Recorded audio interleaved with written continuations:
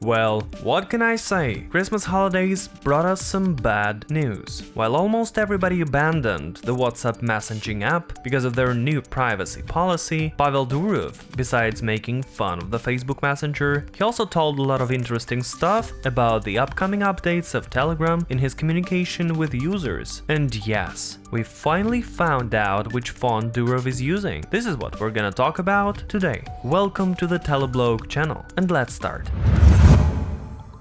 The WhatsApp messaging app announced they would now have to share users' personal data to Facebook because they are part of it. You can find this in the updated user agreement. As part of the Facebook companies, WhatsApp receives information from and shares information with the Facebook companies. We can use the information we get from them, as well as they can use the information they get from us, says the message. The agreement specifies that WhatsApp can share login details such as your phone number, transaction data, interaction with other users, device information, IP address, etc. Such conditions are in fact an ultimatum. Users must support the new agreement by February 8th, or WhatsApp will simply cease to work for them. The next question to ask would be to those who use the messenger: would you agree to their new terms?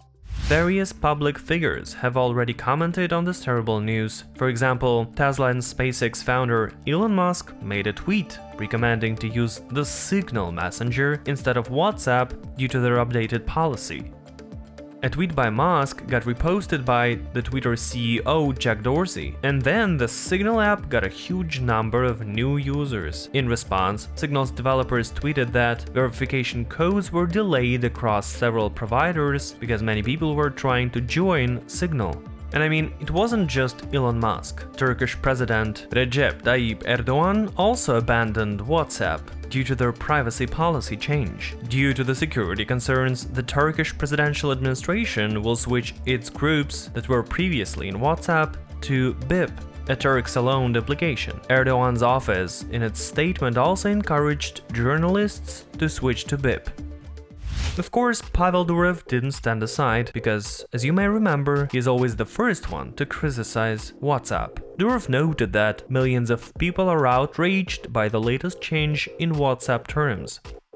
No wonder more and more people are switching from WhatsApp to Telegram. According to App Annie data, as of January 9th, in 43 countries, the Android version of Telegram takes the first place by downloads in the category Communication. Messenger was among the top messaging app in Central and Latin America, post-Soviet countries, Africa, and Asia. In App Store, iOS in the United States, Telegram takes second place and the number 4 in the Google Play. Isn't that wonderful? Overall, the Telegram app got 5.6 million downloads between January 6th and January 10th, of which 545,000 were in the United States alone. Besides, Pavel Durov said that Facebook got very concerned about Telegram's growing popularity, and he also dispelled some myths about his messenger. I'm gonna talk about it shortly. And now let me remind you very quickly to support our channel any way you can. Hit the subscribe button and ring the bell, please, because it's the most useful thing that you can do to encourage me to make new videos for you. Along with the disappointing news from WhatsApp, the creator of Telegram took the opportunity to criticize Facebook. On his channel, Pavel Durov posted that Mark Zuckerberg's company was concerned about the growing popularity of Telegram. I heard Facebook has an entire department devoted to figuring out why Telegram is so popular. Imagine dozens of employees working on just that full-time. Well, I'm happy to save Facebook tens of millions of dollars and give away our secret for free. Respect your users, he said in a statement. In addition, the Telegram founder suggested that Facebook's WhatsApp seems to have switched to covert marketing. Wikipedia editors have recently exposed multiple paid bots adding biased information into the WhatsApp Wikipedia article. We have also detected bots which spread inaccurate information about Telegram on social media. Durov also spoke about 3 myths surrounding Telegram. 1. Is Telegram open source or not? Telegram is and has been open source. Telegram is the only messaging app in the world that has verifiable builds both for iOS and Android. As for WhatsApp, they intentionally obfuscate their code, making it impossible to verify their encryption and privacy. 2. Is Telegram Russian? Telegram has no servers and offices in Russia. The app was banned in Russia from 2018 to 2020 and continues to be banned in some authoritarian countries like Iran, while supposedly secure apps like WhatsApp have never had any issues in these regions. 3. Telegram is not encrypted. Each Telegram chat has been encrypted since the launch of the messenger, while WhatsApp initially didn't have end-to-end encryption and then implemented a US-funded protocol that renders the backdoor and backups useless. At the end of his message, Pavel Durov said, "In 2019 alone, Facebook spent almost $10 billion on marketing. Unlike Facebook, Telegram doesn't spend money on that. We believe that people are smart enough to choose what's best for them, and judging by the 500 million people using Telegram, this belief is justified," he said.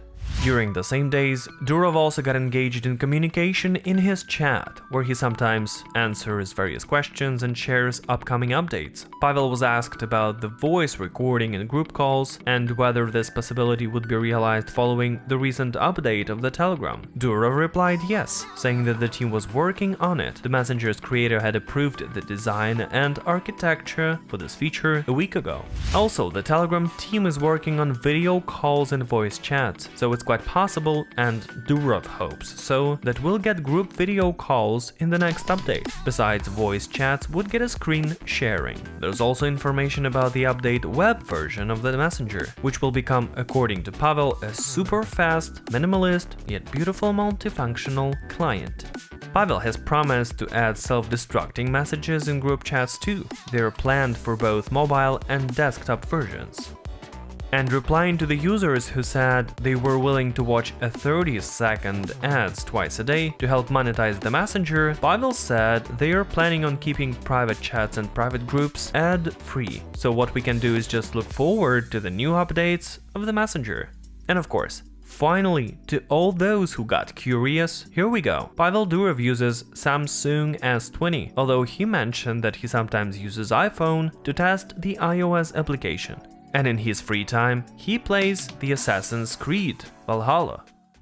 And I really hope that you enjoyed the news I gave you today. And if you did, give us a thumbs up. In my next videos, I'm gonna tell you more about the closed server part of Telegram, which has caused so many concerns, and what other questions Durov answered in his chat. If you don't wanna miss this, subscribe and ring the bell. It's a 100% guarantee you'll keep up to date. It's the Telebloke channel. Subscribe and be trendy.